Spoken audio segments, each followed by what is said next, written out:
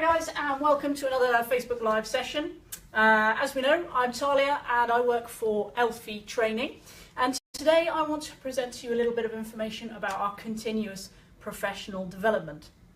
Now I don't have any operating my screen, so I'm very much hoping that everybody can see me and that I can be heard. And I want to walk you through a little bit on continuous professional development, as I said.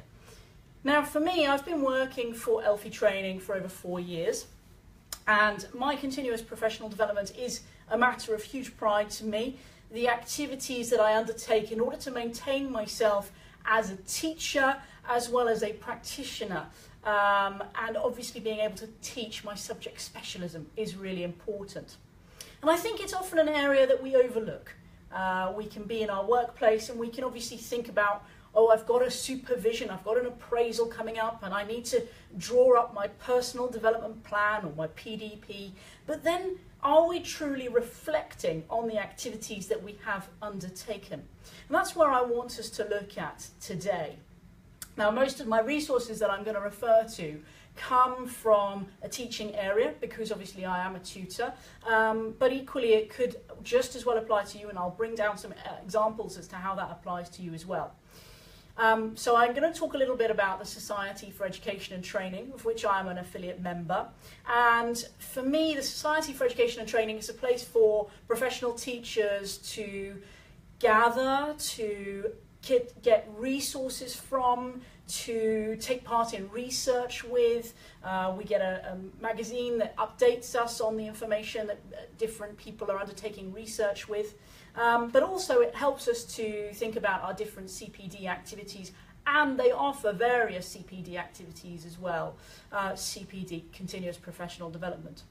And it's not just CPD activities that I need to turn up to, okay? We also offer, offer activities that are webinar based, so we don't need to physically be present in wherever that is happening, but I can actually connect in using my laptop or using my tablet device into that webinar and then take part, because they will run live surveys and post questions and things like that during that webinar.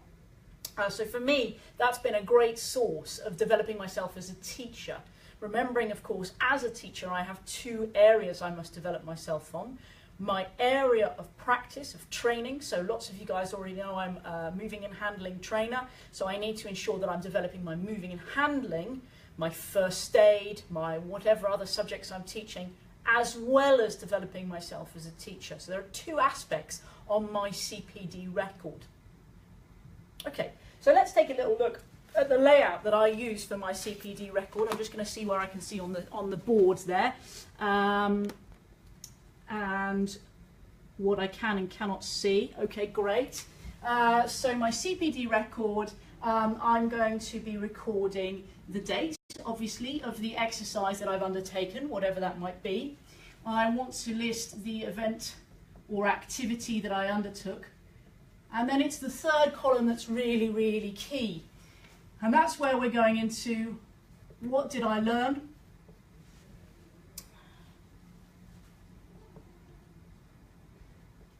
How has the activity benefited?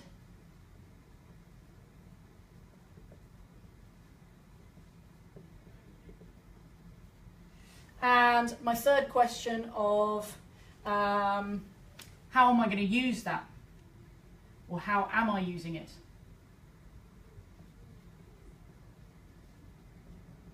In my day-to-day practice or in my teaching of that subject. So these are some of the key areas that I want us to think about. So, okay, fine, date easy, yeah? I look in my diary, I see that there's an event coming up, and I think, yeah, I can get myself along to that, all right? So really key that we are getting ourselves along to it. And what I like to think about first is, okay, what is the event or activity that I'm putting myself down for? So let's say I've put myself down to attend a safeguarding training session, okay? So this is safeguarding training, and the expected time is going to be 3 hours, yeah? A usual half-day course. So that's what I'm going to be attending, and I want to, in advance, think about how I'm going to benefit from that? What things do I actually want to get out of it? And the more I put in before, then the more realistically I will get afterwards. So let's really think about, okay, I'm going along to this safeguarding training session. Now, I've maybe come across a safeguarding incident that I've reported previously with my manager. Maybe I've done some e-learning on the subject that I've previously recorded in my CPD record. Maybe I've got no knowledge whatsoever. So let's have a think about the sorts of questions that I want my trainer to be able to answer, that I want to get from that course. It might be as simple as, what do we mean by the phrase safeguarding, and why do we use that phrase? It might be thinking about, okay, people talk all about categories of abuse, but what are the categories and what are the sorts of signs that I might see with that category of abuse? So I start to think about what I want to achieve from attending that CPD event. And then after the event, this post-reflection is so important. A lot of my learners will know I use this, when I'm doing the training courses, I use the Christopher Robin poem with Winnie the Pooh coming downstairs on the back of his head behind Christopher Robin. It is, as far as he knows, the only way of coming downstairs. Bump, bump, bump on the back of his head. If only he could stop for a minute and think of a different way. Yeah, and that's where we're doing this reflective practice to think back on what we did and if we've got lots from it and if I can benefit from it. Okay, so as a teacher, I obviously also reflect in this way after a training course that I have delivered as well as I have attended. So what did I learn from that subject? Things I might want to bullet point down. How has the activity benefited me? Really important to consider. What and how am I using that? Okay, so maybe I've been to a big day, organised a big event maybe. So for example, down in our area here in Dorset, we have a group called Partners in Care, and Bournemouth and Poole and Dorset combined together to create this Partners in Care. They run events for people like managers or trainers of organisations, and you might go along to one of their days and then come out of it and think, oh, I've got so much content in my head. That's where, let's bullet point some of those things down and let's think about how we're then going to use that. Do I have some information there that I then want to disseminate to some of my team, to share out amongst my team? And if so, how am I going to do that? Realistically, I then probably want to set up a meeting with my supervisor so that I can sit down and say, look, I learned this really cool thing that we can be doing in our organisation, or I've looked at this new way of laying out a care plan or whatever it might be, and I really want to look at how we can implement that in our workplace. So sit down with a supervisor and discuss your learning to start off with is what I would say. So let's get those bullet points down. How has the activity benefited? And we're going to continue filling this area in. It's really important that we have this document electronically. That's my first thing I'm going to say. All right, electronically. What I'll do is I'll try and put a link in for one of these on Facebook after the session so that you can download it yourself. A basic table like this, yeah. But make one electronically if I don't manage to, because then I can come back and add to it constantly. All right. Let me just check that everything's running smoothly. Yep. So add to it constantly, and we're going to think about, yeah, how am I using it? I've gone for that meeting with my supervisor and I've had a great discussion with them, and they've said to me that sounds like a really great thing, and it sounds to me like you've kind of got that across to me, and you can maybe get that across to the team doing a little activity in like a 15 minutes at the start of the day when we have a group huddle or something. And if you're thinking, yeah, that's absolutely perfect, then do disseminate it that way. If obviously standing in front of a group of people is not really your thing, unlike it might be mine, what? No. Then please think about different ways of getting that information out.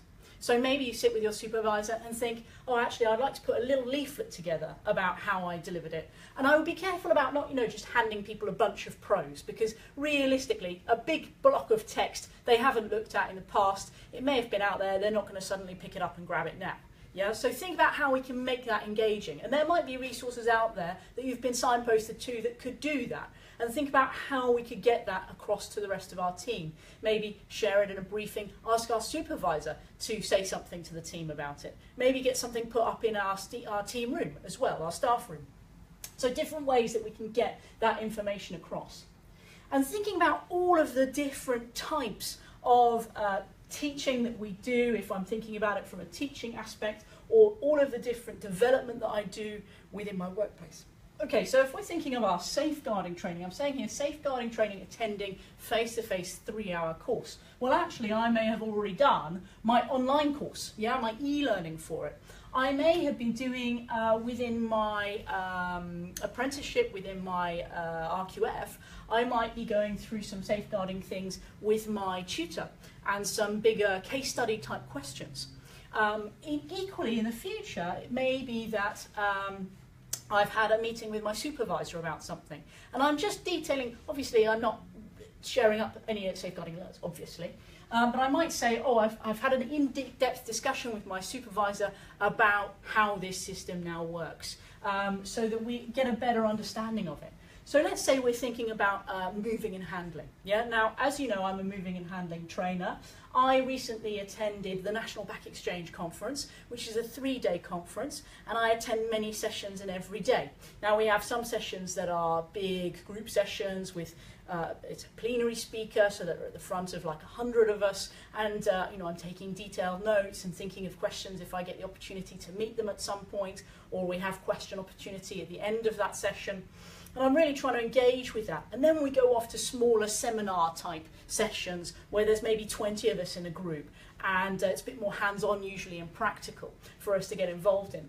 Now, at the end of those 3 days of activities with lots of networking opportunities as well, where maybe I'm just talking about some of those ideas with other colleagues that have come up from those plenaries, that CPD activity for me is a massive, massive part of my calendar. And then taking that and using that at different times is again really important.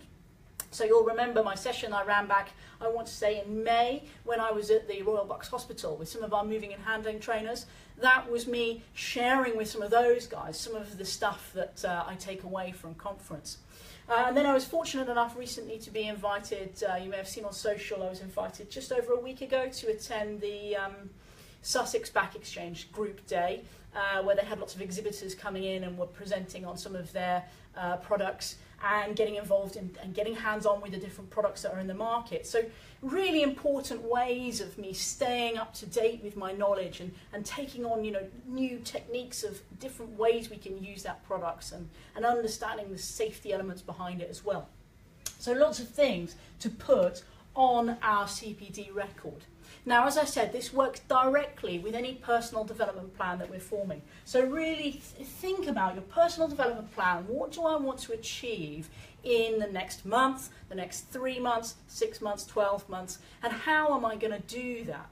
Now, if we're saying I'm going to do that by attending or taking this additional course, then let's really think about how that sits when we're coming to recording our CPD record. And these two items should be considered together when we're going back into our appraisal to then sit and discuss with our line manager our direction that we want to take with our development for the next 3, 6, 12 months.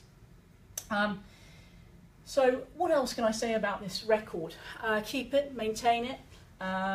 Keep it electronically, I said. If you are a member of the Society for Education and Training, they actually have the ability to keep it within their site, which is quite useful. I haven't yet seen how I can print from there, but I'm absolutely certain it's possible, so that's another opportunity for us. And keep it up to date, because otherwise you come to it sort of 6 months down the line and think, oh, how much have I done? I've done so many different things. And then you're looking back at certificate dates that you achieved certain things or did certain things. So really try to keep up with this and take some time. This reflective activity of maintaining our CPD is as important as attending the event itself.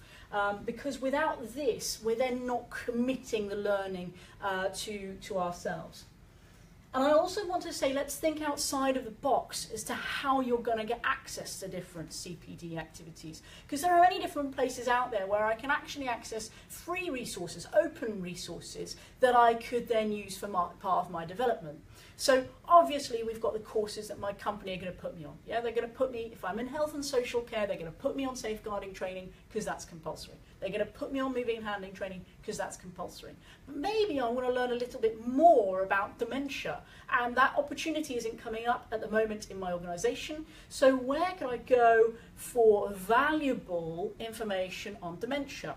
Well, a couple of platforms I just want to mention to you guys that I really like to find this sort of thing. One is called Open Learn, and that is produced by the Open University. It's a free platform that you can access with different sort of length courses on it. I'll put the name on the whiteboard here, Open Learn.